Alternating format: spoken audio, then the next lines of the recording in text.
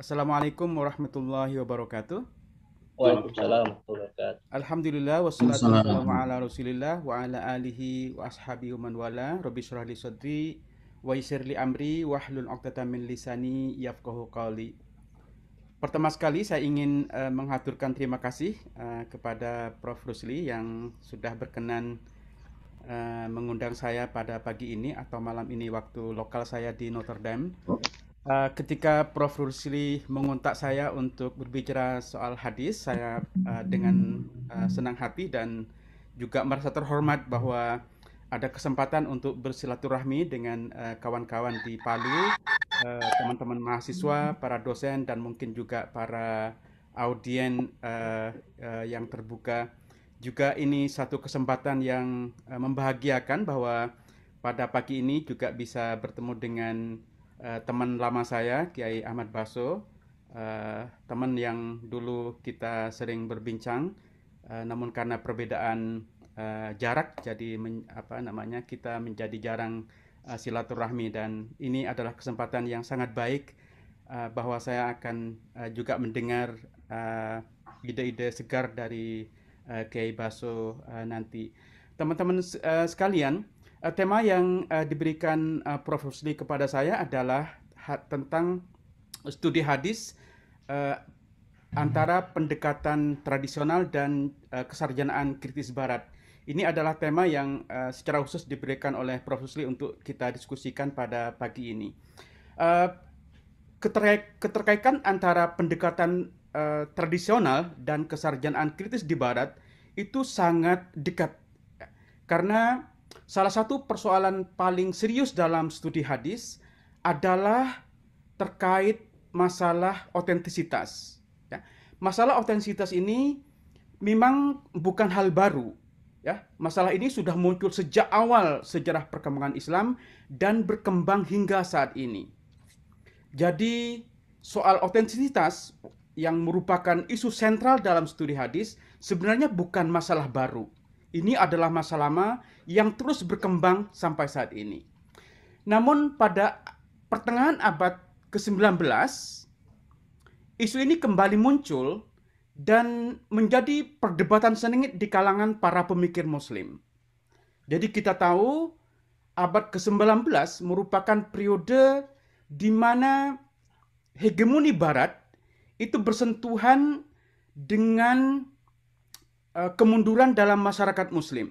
Dan karena itu perdebatan tentang hadis itu menghadirkan dua agenda sekaligus. Di satu sisi, perdebatan di kalangan sarjana-sarjana muslim itu bermaksud untuk mengakomodasi nilai-nilai progresif di barat.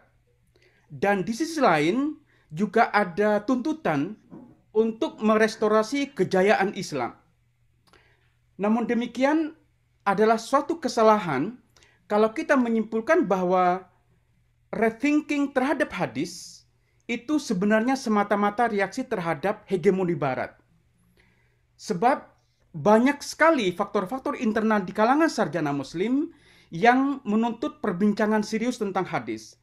Nah, yang ingin saya diskusikan pada pagi ini adalah upaya singkat saya kira untuk meng-highlight tren-tren baru di kalangan sarjana-sarjana muslim, terutama yang berkembang di dunia muslim pada pertengahan abad ke-19 sampai sekarang. Nah, untuk melihat tren-tren baru kajian kritis terhadap hadis dan juga mainkan dengan kesarjanaan hadis di lingkungan akademisi barat, saya perlu memulai dengan melihat apa yang menyebabkan sarjana-sarjana muslim dan barat itu tertarik kepada hadis. Kemudian akan meng-highlight secara sepintas yang dimaksud dengan pendekatan kesarjanaan tradisional muslim. Kemudian dari situ kita juga akan melihat sisi-sisi kritis dari pendekatan sarjana-sarjana muslim dan juga kesarjanaan barat dan apakah mungkin dimunculkan semacam sintesis antara kesarjanaan muslim dan kesarjanaan barat. Jadi kira-kira itu yang akan kita diskusikan pada pagi ini.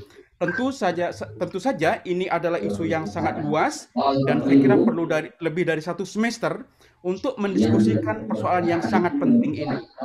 Dan karena itu saya tidak akan mendiskusikan secara detail, akan hanya meng-highlight hal-hal penting dan mungkin nanti kita bisa diskusikan, kita bisa pertajam dalam sesi tanya jawab.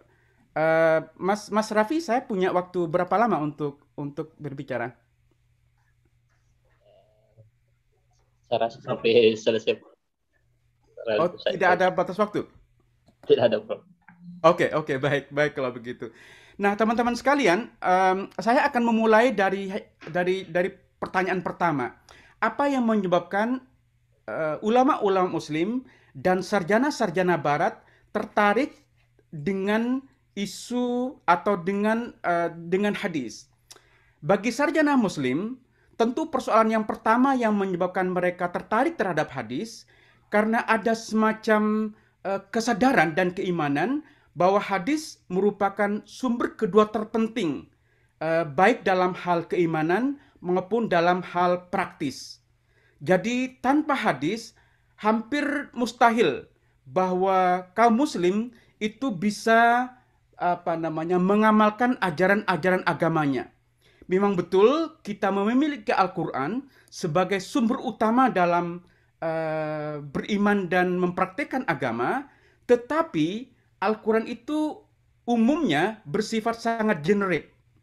Jadi kalau kita berbicara tentang sholat misalnya, betul Al-Quran itu mewajibkan sholat, tapi tanpa hadis kita tidak akan tahu bagaimana cara kita sholat, berapa kali kita sholat. Jadi bisa dipastikan sebenarnya Al-Quran itu membutuhkan hadis lebih daripada hadis membutuhkan Al-Quran. Nah, itu hal yang pertama. Kenapa sarjana-sarjana Muslim itu punya ketertarikan untuk mempelajari hadis? Karena hadis merupakan sumber kedua setelah Al-Quran. Nah, alasan kedua kenapa hadis menjadi perhatian penting di kalangan para ulama Muslim adalah karena hadis sendiri itu dianggap sebagai wahyu. Ya. Jadi betul hadis itu disebutkan oleh Nabi Muhammad, lafadznya dari Nabi, tetapi ada keimanan di kalangan sarjana-sarjana Muslim bahwa Nabi sendiri tidak mengatakan sesuatu kecuali itu adalah wahyu. Nah, kita banyak temukan dalam Al-Quran yang yang memerintahkan kaum muslim untuk taat kepada Allah dan sekaligus taat kepada Rasul.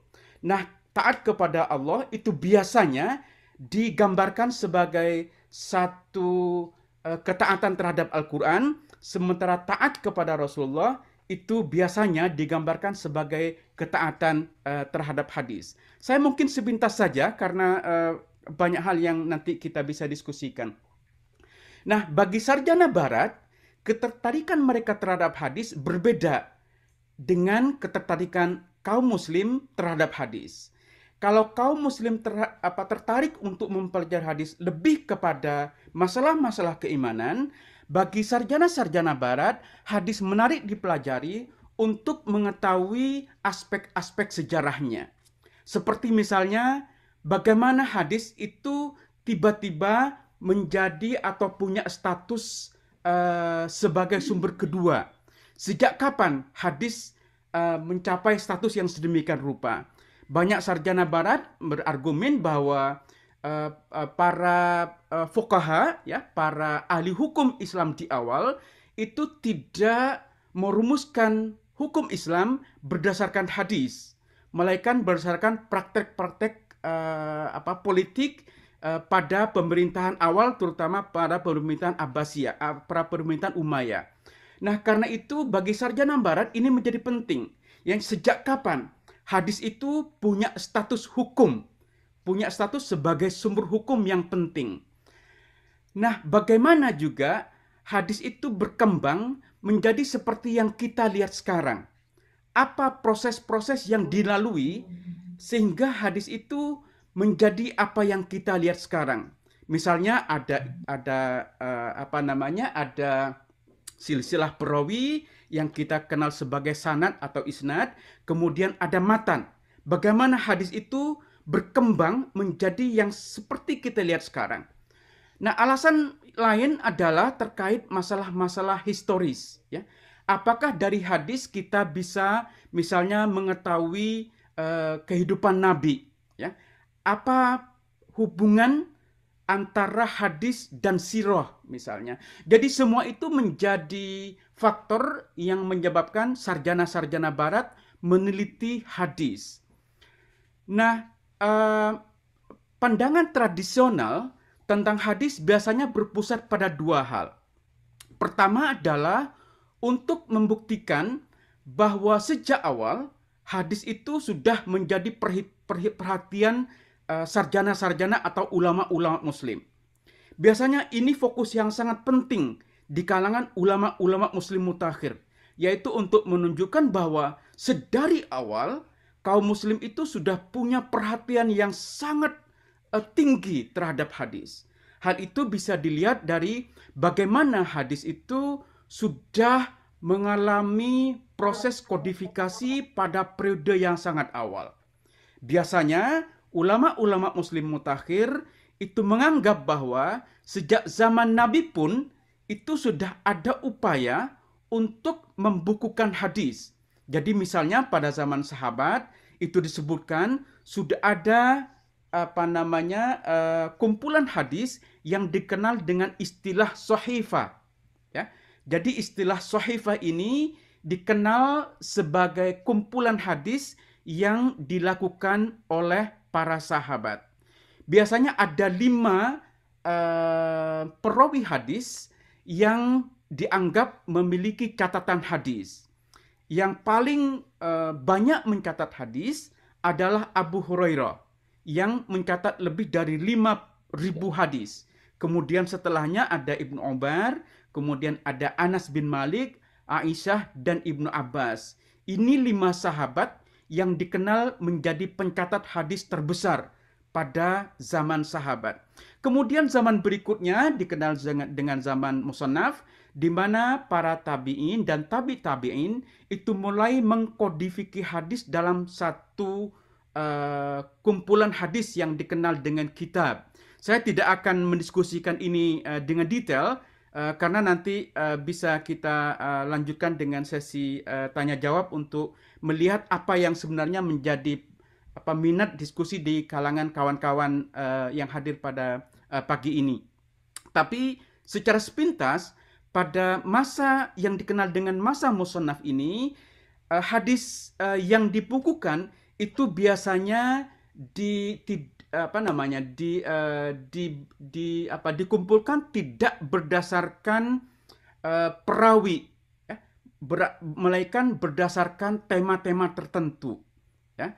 Dan hadis yang dikumpulkan pada periode itu biasanya tidak hanya berfokus kepada sabda atau sunnah Nabi. Misalnya salah satu kitab yang lahir pada periode itu adalah kitab Muwatta karya Imam Malik. Kalau Anda perhatikan kitab Muwatta, maka Anda akan tahu bahwa kitab Muwatta ini tidak hanya terdiri dari hadis Nabi, hadis yang diatribusikan kepada Nabi, tapi juga ada pernyataan sahabat, ada bahkan pernyataan tabi'in. Tetapi karya terbesar yang dilahirkan pada periode itu adalah kitab Al-Musannaf karya Abdul Razzaq. Ini adalah kitab yang sangat masif yang menghimpun hadis berdasarkan tema-tema tertentu dan juga mencampur dengan pernyataan para sahabat dan juga pernyataan para tabi'in. Kemudian fase berikutnya biasanya dikenal dengan fase musnad, yang bisa direpresentasikan dengan kitabnya Ahmad bin Hambal yang sebenarnya memang berjudul Al-Musnad, ya. Berbeda dengan periode sebelumnya, pada periode musnad ini, kitab-kitab hadis itu biasanya disusun tidak berdasarkan tema-tema tertentu, tetapi berdasarkan para perawi, ya. Seperti kalau Anda membaca kitab Ahmad bin Hambal Al-Musnad, maka Anda akan melihat susunan hadis berdasarkan siapa perawinya. Misalnya hadis-hadis yang diriwayatkan oleh Abu Hurairah menjadi satu section, satu bab sendiri. Ya. Hadis-hadis yang diriwayatkan oleh Malik bin Anas bin Malik, atau yang diriwayatkan oleh Abdullah ibnu Abbas atau Abdullah ibnu Umar misalnya, itu menjadi bagian tertentu. Kemudian fase yang berikutnya yang menjadi puncak dari perkembangan kodifikasi hadis itu terjadi pada abad ke-9 atau abad ke-3 Hijriah, di mana hadis-hadis dihimpun dengan mengkombinasikan dua model terdahulu. Jadi hadis dihimpun berdasarkan tema-tema tertentu, tetapi berfokus kepada hadis Nabi. Jadi kalau Anda membaca Kutub Sittah misalnya, 6 kitab yang dianggap kanonikal, maka Anda akan melihat kumpulan hadis yang semata-mata diatribusikan kepada Nabi Muhammad. Dan hadis-hadis itu dihimpun berdasarkan tema-tema tertentu. Nah, ini Kutub Sittah yang saya saya daftar di fase keempat ini. Nah, itu biasanya yang menjadi fokus dari kajian hadis dari perspektif tradisional. Nah, fokus kedua adalah meneliti hadis dari sudut transmisi atau dari sudut isnad. Maka Anda akan melihat kajian tradisional hadis membagi hadis berdasarkan seberapa besar hadis itu diriwayatkan. Ya, misalnya kemudian disebut dua kategori hadis, ya, yang disebut dengan hadis mutawatir, yaitu hadis yang diriwayatkan oleh para perawi dalam jumlah yang besar. Kemudian yang kedua disebut dengan hadis ahad jika hadis itu ditransmisikan oleh hanya sekelompok para perawi. Ya. Di kalangan hadis ahad kemudian dibagi menjadi hadis sahih, hasan, dan dhaif yang sebenarnya sudah menjadi pengetahuan umum di kalangan kita semua. Yang ingin saya tegaskan adalah pendekatan tradisional biasanya berfokus pada dua hal ini. Dan dua hal inilah yang sebenarnya kemudian menjadi sasaran kritik di kalangan para sarjana abad ke-19 yang tadi saya sebutkan. Jadi di kalangan para sarjana abad ke-19 itu muncul reaksi terhadap model penelitian tradisional yang memfokuskan pada masalah isnad. Jadi ada semacam skeptisisme di kalangan para sarjana muslim, terutama mereka yang mencoba untuk mereformasi tradisi Islam. Yang di Mesir misalnya dikomandani oleh Muhammad Abduh. Ya. Sementara di India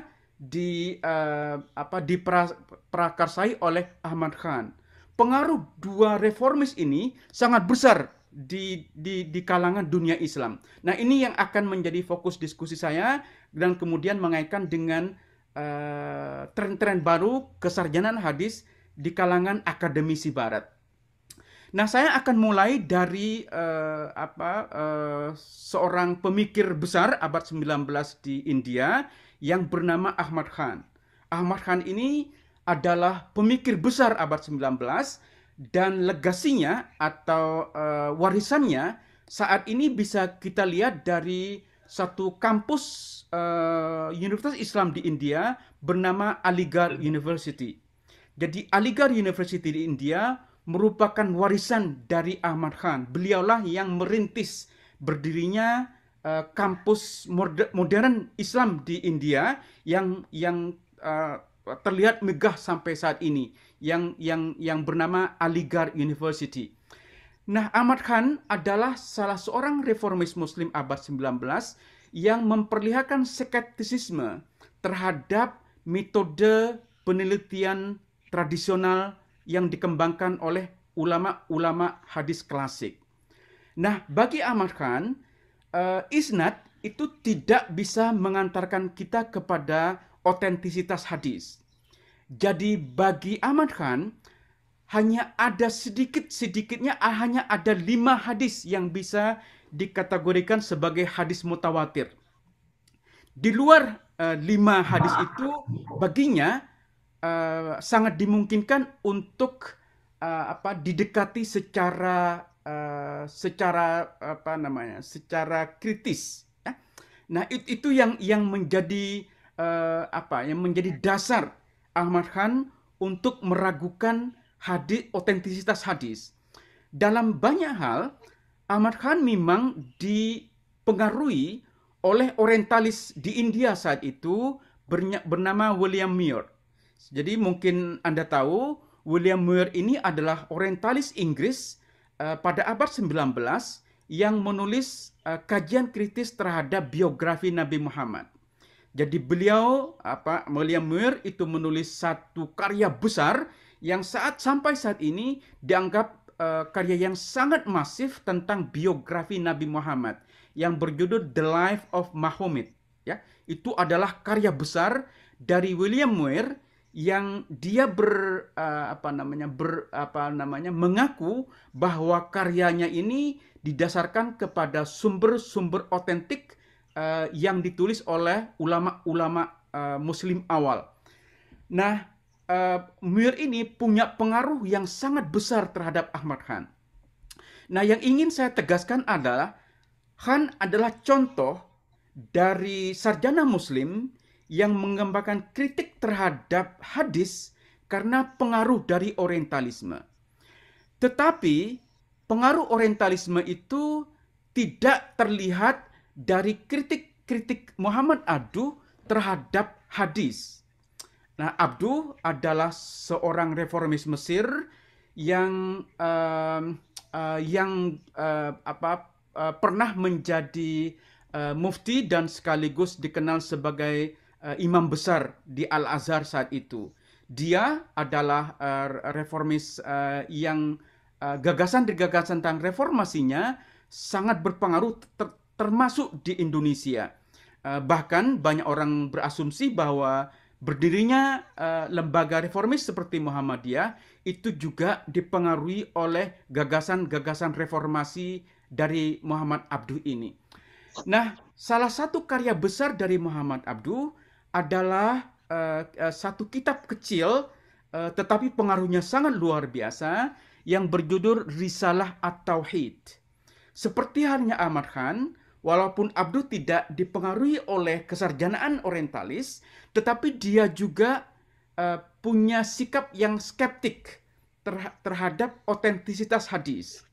Bagi Abduh, seperti halnya Ahmad Khan, hanya ada sedikit hadis yang bisa dikategorikan mutawatir. Dan kaum muslim hanya wajib mengikuti hadis yang mutawatir. Persoalannya adalah apakah ada hadis mutawatir? Nah, Abduh skeptis bahwa ada hadis mutawatir. Ya. Nah, terhadap hadis ahad, walaupun hadis itu dianggap sebagai hadis sahih, Abduh berargumen bahwa seseorang yang menganggap atau yang meragukan otentisitas hadis ahad, maka baginya atau seharusnya seseorang itu tidak dipersoalkan karena meragukan hadis ahad. Ya, ini adalah kutipan dari kitab Risalah Tauhid yang dia mengatakan, amma akhbarul ahad fa innama yajibul imanu bima warada fiha ala ma balagathu wa sadaqa bi sihhati riwayatiha. Ini jelas sekali bahwa hadis-hadis ahad hanya wajib diimani bagi mereka yang meyakini kesohihan riwayatnya. Wa amma man lam yablahul khabar au balaghahu wa uridat lahu syubhah fi sihhatihi wa huwa laisa minal mutawatir fala yut'an fi imanihi adamas tasdiq bihi. Ini jelas sekali bahwa bagi orang yang tidak sampai kepadanya hadis ahad, walaupun itu hadis sahih, atau sampai kepadanya hadis sahih, hadis ahad yang sahih, tetapi dia punya keraguan terhadap kesahihannya, dan itu tidak termasuk hadis mutawatir, fala yut'an fi imanihi adama tasdik. Maka orang yang meragukan atau orang yang tidak mengikuti hadis ahad, walaupun itu hadis sahih, seharusnya tidak dilaknat, tidak di-blame, tidak dipersoalkan karena meragukan otentisitas hadis tersebut. Ini suatu sikap yang sungguh luar biasa, ya, bahwa sangat dimungkinkan bagi umat Islam untuk mempersoalkan hadis yang bahkan dianggap sebagai hadis sahih sepanjang itu tidak termasuk dalam kategori hadis mutawatir. Nah, pasca Abdu, kita melihat sejumlah ulama-ulama muslim yang juga memiliki sikap kritis terhadap hadis. Nah, salah satu murid Abdu yang biasa dianggap sebagai pewaris spiritual Abdu adalah Muhammad Rashid Ridha. Rashid Ridha, seperti kita tahu, itu menerbitkan jurnal yang dikenal dengan Jurnal Al-Manar, yang dalam beberapa edisi awal itu menerbitkan kritik-kritik terhadap pendekatan tradisional di kalangan para ahli hadis. Saya kira saya harus agak cepat karena banyak hal yang ingin saya diskusikan di akhir nanti. Setelah Rashid Ridha, ada beberapa sarjana Mesir yang punya sikap skeptik terhadap hadis. Misalnya Ahmad Amin, ya, salah satu ulama Mesir yang punya sikap skeptik terhadap hadis. Juga misalnya Muhammad Hussein Haikal, penulis besar yang menulis Hayatul Muhammad atau biografi Nabi Muhammad, yang juga memiliki sikap skeptik terhadap riwayat-riwayat, termasuk riwayat hadis. Nah, dua orang yang saya sebutkan tadi memang tidak menulis kitab hadis, ya. Jadi Ahmad Amin dan Hussein Haikal tidak menulis kitab hadis. Tetapi Mahmud Abu Roya menulis kitab hadis yang sangat terkenal berjudul Adwa ala Sunnah al-Muhammadiyah. Nah, salah satu kritik Abu Roya adalah bahwa bahwa sejak periode awal telah banyak pemalsuan terhadap hadis. Banyak orang menggunakan hadis untuk menjustifikasi sikap teologi dan politiknya. Nah, ketika hadis dikodifikasi pada awal abad ke-9 atau abad ke-3, hadis-hadis yang dipalsukan itu sudah juga banyak ditemukan dalam kitab koleksi hadis yang sudah dianggap sebagai kanun. Bahkan Abu Roya ini mengkritik Abu Hurairah, seorang sahabat yang dikenal sebagai perawi terbesar di kalangan para sahabat seperti yang saya sebutkan tadi. Jadi Abu Hurairah itu meriwayatkan lebih dari 5.000 hadis, ya. Padahal kalau kita mempelajari riwayat hidup Abu Hurairah, dia itu hanya hidup hanya menemani Nabi 3 tahun sebelum Nabi meninggal. Jadi Abu Hurairah ini masuk Islam pada tahun 629. Jadi Nabi itu wafat tahun 632 dan Abu Hurairah masuk Islam 629. Artinya Abu Hurairah seorang sahabat yang hanya bersama Nabi selama 3 tahun. Nah, bagi orang seperti Abu Roya, fakta bahwa Abu Hurairah meriwayatkan hadis terbesar lebih dari 5.000 hadis, melebihi sahabat-sahabat lain, ini menimbulkan persoalan. Bagaimana mungkin seorang yang hanya hidup 3 tahun bersama Nabi, itu menjadi periwayat hadis terbanyak di kalangan para sahabat. Nah, tentu saja argumen dari Abu Roya ini banyak dikritik oleh para ulama-ulama hadis tradisional. Saya menyebut beberapa di antaranya, misalnya Abdul Razak itu menulis buku yang berjudul Zulumat Abi Raya. Jadi ini adalah kitab yang mempersoalkan argumen-argumen Abu Raya. Misalnya juga ada Abdurrahman yang menulis kitab Al-Anwar Al-Kashifa lima fi kitab Adwa ala sunnah al-Muhammadiyah. Jadi betul ada beberapa reaksi di kalangan ulama-ulama tradisional terhadap skeptisisme di kalangan sarjana-sarjana muslim yang memperlihatkan keraguan terhadap otentisitas hadis. Nah, saya ingin melanjutkan diskusi tentang sikap skeptik dan kritis terhadap hadis dari di kalangan akademisi Barat, baik akademisi non-Muslim maupun akademisi Muslim. Nah, salah satu sarjana Barat yang memperlihatkan skeptisisme terhadap hadis adalah sarjana Hungaria yang bernama Ignaz Goldziher. Dalam bukunya yang sangat terkenal berjudul Mohammedanisch Studien yang sudah diterjemahkan dalam bahasa Inggris dengan judul Muslim Studies. Ya. Goldziher memang bukan orang pertama, ada beberapa sarjana Barat sebelumnya seperti Gustav Weil yang juga mengatakan bahwa jikapun ada hadis otentik, maka jumlahnya tentulah sangat sedikit. Nah, saya ingin mendiskusikan apa yang menjadi persoalan bagi sarjana hadis skeptik seperti Ignaz Goldziher. Ada 3 hal yang menjadi argumen utama dia. Pertama adalah bahwa jumlah hadis itu berkembang pada periode-periode belakangan. Nah, periode-periode awal itu hanya ada sedikit hadis.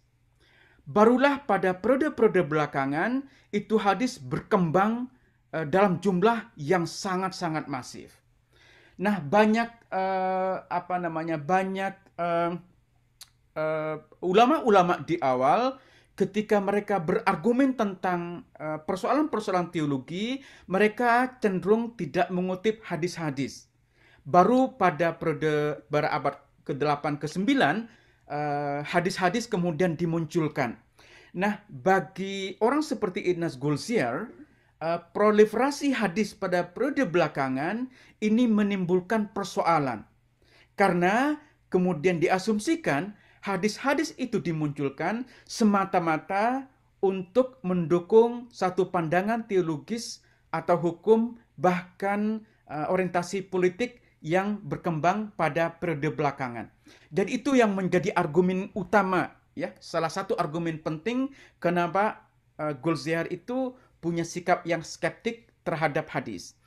Nah, argumen kedua adalah bahwa di kalangan para sahabat pun mereka yang banyak meriwayatkan hadis itu adalah sahabat-sahabat yang junior, ya. Tadi saya menyebutkan Abu Hurairah yang walaupun dia sebenarnya tidak junior, tapi menemani hadis hanya 3 tahun sebelum Rasulullah meninggal. Nah, para periwayat hadis lain seperti misalnya Abdullah ibnu Umar, Anas bin Malik, Aisyah sendiri, atau Ibnu Abbas, mereka semua adalah sahabat-sahabat junior. Anda mungkin tahu bahwa Ibnu Abbas itu lahir 3 tahun sebelum hijrah. Artinya ketika Rasulullah meninggal, Ibnu Abbas itu hanya berumur 13 tahun. Ya, Aisyah sendiri menjadi istri Nabi yang paling muda. Nah, ini menjadi hal menarik. Ya, ternyata para perawi hadis di kalangan sahabat itu umumnya sigharus sahabat. Ya, Ibnu Abbas itu hanya berumur 13 tahun ketika Rasulullah meninggal. Nah, bagi orang seperti Ignaz Goldziher, ini menimbulkan pertanyaan, ya, bagaimana mungkin ya sahabat yang hanya menemani Nabi, ya, jadi aspek musyarakah atau musahabah sahabat itu yang sangat minimal, tapi ternyata mereka ini menjadi perawi hadis dalam jumlah yang besar. Nah, itu argumen yang kedua. Argumen yang ketiga yang mungkin kita sudah bisa prediksi adalah banyaknya kontradiksi ya dalam hadis. Ya. Terutama hadis-hadis yang menjustifikasi sikap-sikap politik. Jadi Ignaz Goldziher ini dalam Muhammadanische Studien itu memang menghimpun hadis-hadis politik, ya, hadis yang mencela tentang yang mencela tentang Qadariyah, yang mencela tentang sekte-sekte tertentu tentang Qadariyah. Bagi Ignaz Goldziher, pastilah hadis-hadis ini memang sengaja dimunculkan belakangan untuk menjustifikasi sikap politik yang itu menjadi ciri ketika Islam terpecah-pecah dalam berbagai golongan, sekte, dan orientasi politik. Nah, kira-kira 50 tahun berikutnya, kemudian muncul sarjana yang juga tidak kalah terkenalnya, yang bernama Joseph Saad. Ya. Joseph Saad ini punya keunikan karena berbeda dengan Ignaz Goldziher, penelitian Joseph Saad itu lebih fokus kepada sanad atau isnad atau silsilah perawian. Itu yang menjadi fokus dari penelitian Joseph Saad. Nah, Joseph Saad berargumen bahwa bahkan tradisi isnad pun itu sebenarnya hanya belakangan dilakukan. Jadi pada abad pertama, 100 tahun pertama, isnad itu tidak dijadikan sebagai metode untuk meriwayatkan hadis. Baru setelah setelah tahun 200 ya, jadi pada awal abad ke akhir abad kedua, barulah isnad itu digunakan. Maka salah satu argumen Joseph Saad yang sering dikutip-kutip adalah semakin bagus isnadnya, semakin belakangan hadis itu muncul. Ya. Jadi the better the isnad, the later the hadis. Itu argumen Joseph Saad yang sering diulang-ulang oleh banyak sarjana. Jadi semakin kuat isnadnya. Jadi kalau para perawinya itu semuanya sikoh, ya, semuanya reliable, maka bisa diasumsikan hadis itu muncul belakangan. Ketika para penulis hadis belakangan itu mengetahui siapa para perawi yang dianggapnya sikoh, ya. Jadi mereka hanya menggunakan nama-nama yang reliable, yang bisa dipercaya. Nah, karena itu Joseph Saad berargumen semakin kuat silsilah perawi itu mengindikasikan bahwa hadis itu muncul paling belakangan.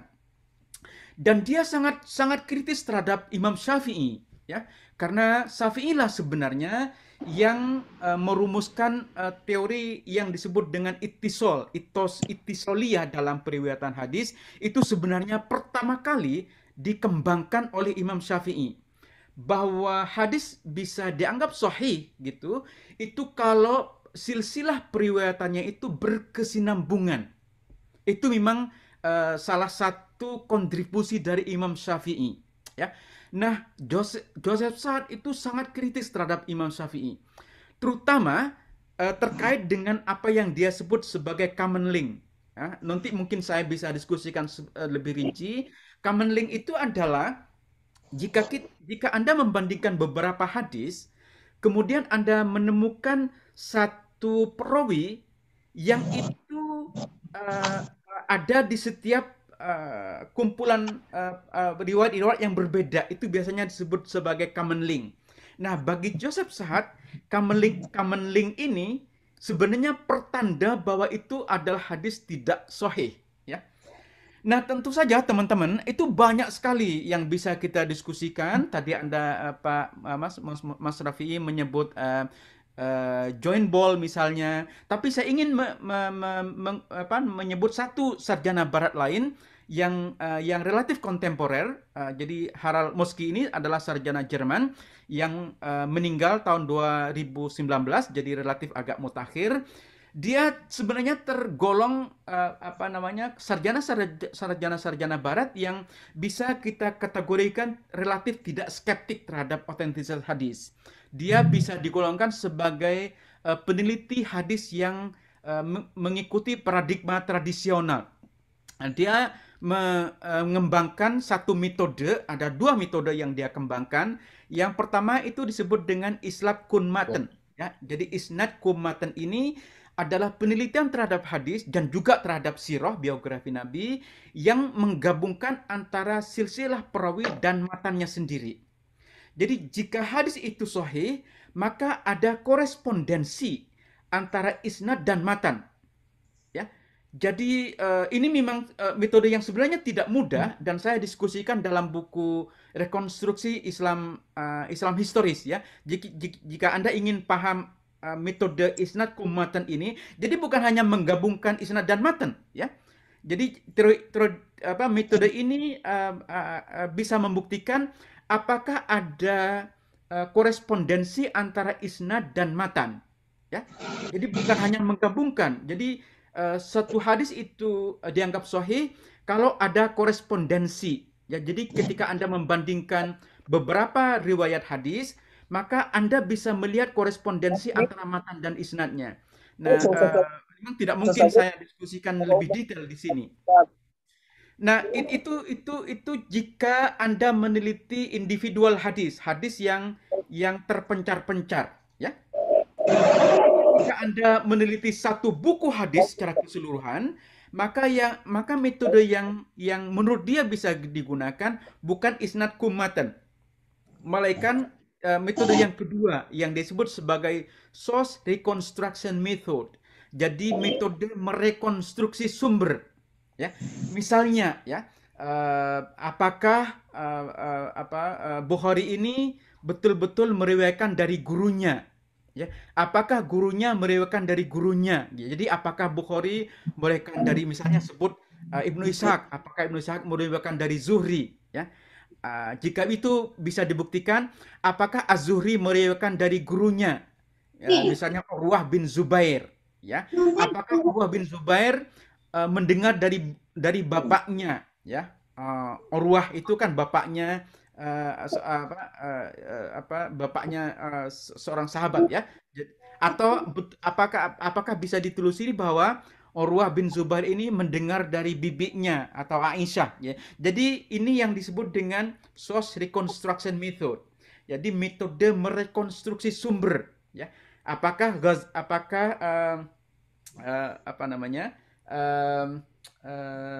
Bukhari mendengar dari gurunya? Apakah itu bisa dibuktikan gitu? Apakah gurunya bisa ditelusuri lebih lanjut ke gurunya lebih awal? Jadi itu yang disebut dengan merekonstruksi sumber. Ya. Jadi itu beberapa contoh di kalangan sarjana non Muslim. Di kalangan sarjana Muslim di Barat pun itu berkembang, kritik-kritik terhadap otentisitas hadis. Ya. Salah satu yang cukup awal adalah Fazlur Rahman. Jadi Fazlur Rahman ini seperti mungkin sudah Anda kenal karena karya-karyanya sudah banyak diakses di Indonesia dan diterjemahkan dalam bahasa Indonesia. Dia adalah sarjana Pakistan karena ada berbagai persoalan di Pakistan, kemudian memilih untuk mengembangkan karir akademisnya di Chicago. Rahman ini dia seorang yang beriman, ya, tetapi pada saat yang sama dia skeptik terhadap hadis. Jadi skeptisisme Rahman terhadap hadis itu sebenarnya mirip dengan sarjana-sarjana orientalis yang tadi saya sebutkan. Jadi tidak ada bedanya dia sebenarnya dengan Ignaz Goldziher, Joseph Saad, dan sarjana-sarjana skeptik lain. Hanya bagi Rahman adalah tidak mungkin orang Islam itu mengamalkan ajaran agamanya tanpa hadis. Lalu bagaimana orang Islam itu mengimani hadis? Bagi Rahman, hadis yang ada sekarang yang diriwayatkan oleh Bukhari, Muslim dan para penulis hadis lain itu sebenarnya verbalisasi dari tradisi yang hidup, tradisi yang dipraktekkan oleh sahabat, oleh tabi'in, dan generasi berikutnya. Jadi hadis tidak pernah ditulis di awal, jadi tidak ada hadis yang verbal, tetapi hadis yang dipraktekkan atau sunnah yang dipraktekkan dari generasi ke generasi. Baru pada akhir abad ke-8 dan abad ke-9, praktek hadis itu kemudian mengalami verbalisasi.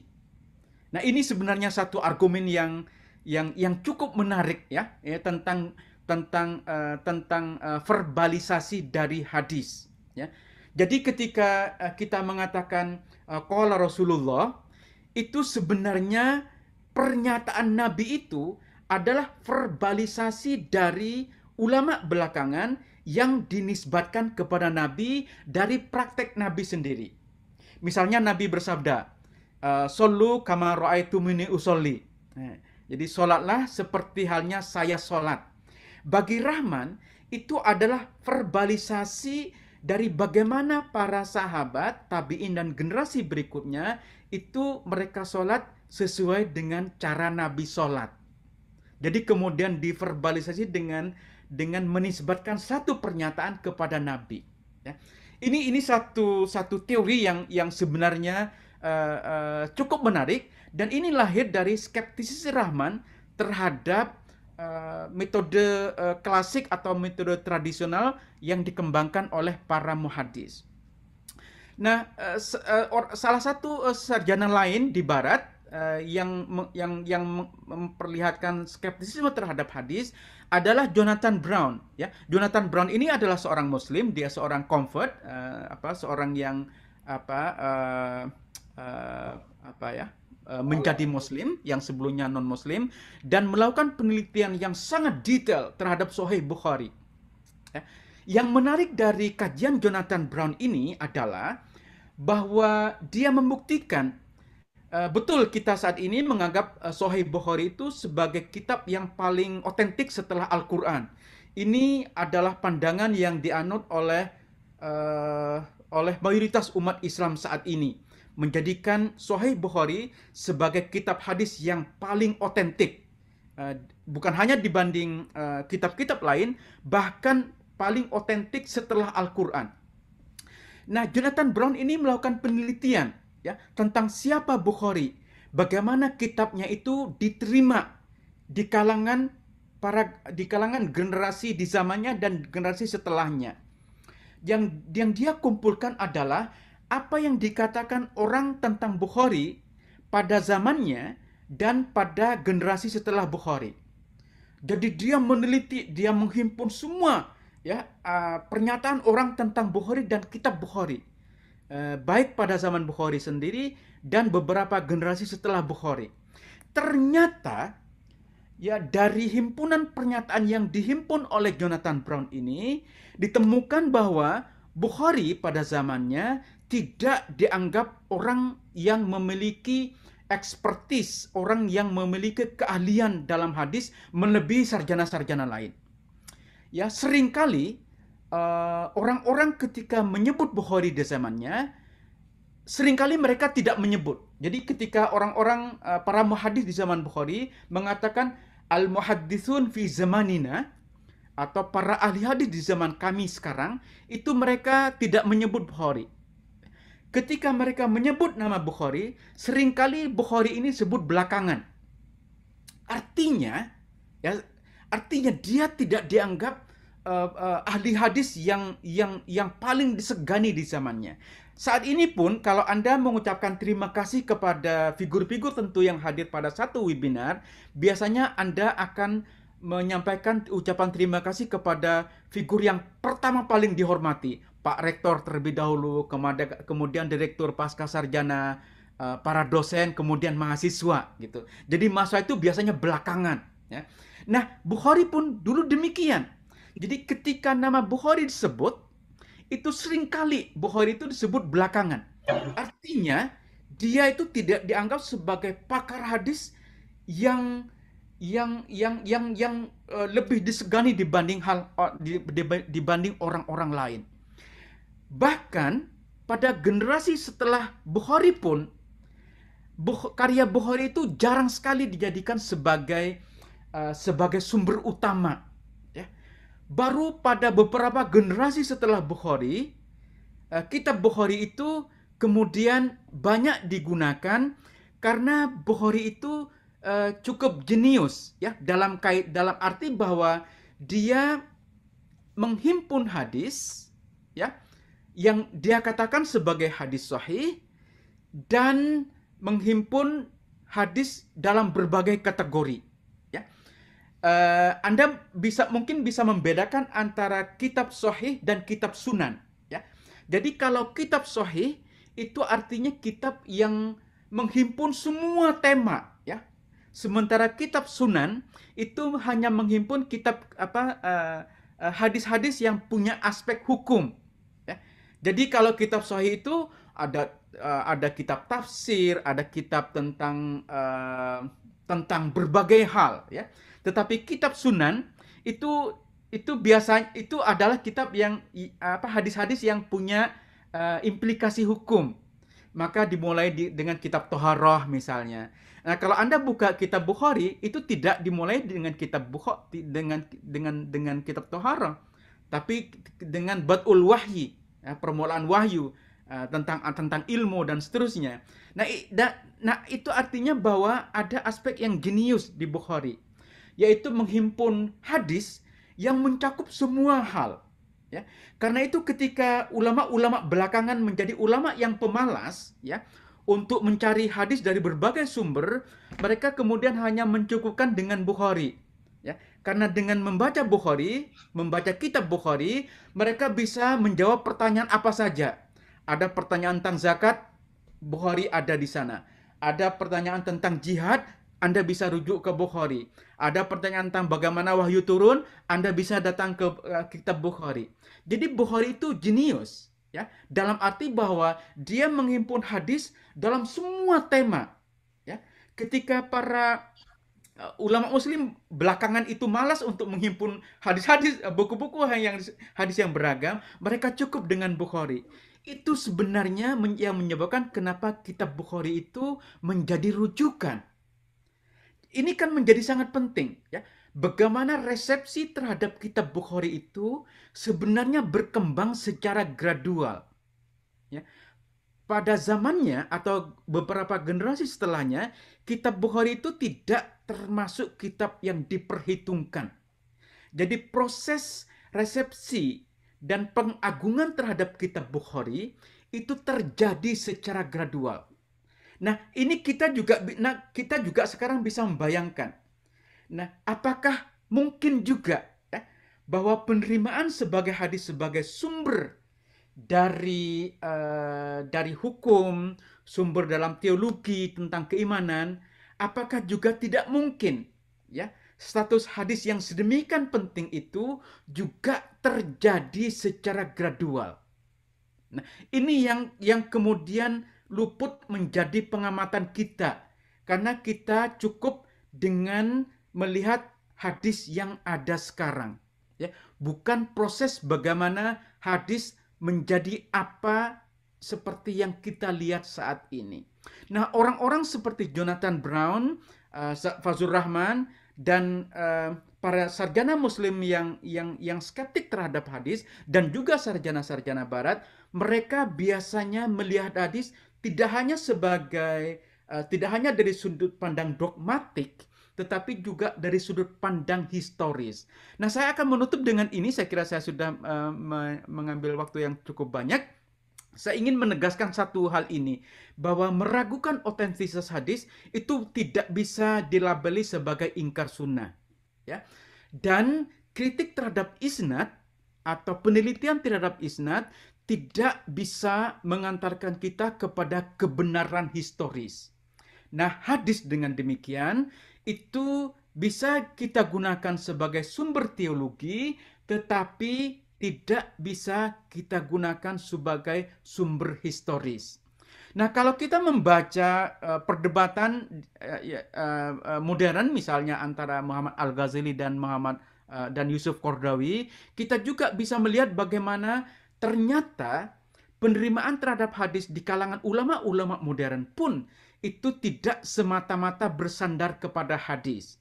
Misalnya dari perdebatan Ghazali dan Qaradawi, Anda bisa lihat dari buku Ghazali tentang As-Sunnah Al-Nabawiyah baina alil fiqh wa ahlil hadis, kemudian direspon oleh Yusuf Qaradawi karena kaifana ta'amal bisunnah. Itu bisa Anda lihat bahwa ketika dua ulama besar ini berdebat, mereka mengatakan bahwa hadis itu sesungguhnya juga perlu dirujukan kepada prinsip-prinsip Al-Quran. Apakah bertentangan dengan Al-Quran atau tidak? Jadi penerimaan terhadap satu hadis itu tidak bisa semata-mata didasarkan kepada isnad, tetapi ada aspek-aspek di luar isnad yang perlu dilibatkan ketika kita berbicara tentang hadis. Saya kira saya cukupkan di situ. Saya sudah mengambil cukup banyak waktu, dan terima kasih. Saya akan sangat senang untuk juga belajar dari Kiai Ahmad Baso yang akan mempresentasikan ide-idenya setelah ini. Terima kasih. Saya kembalikan kepada Mas Raffi. Wassalamualaikum warahmatullahi wabarakatuh.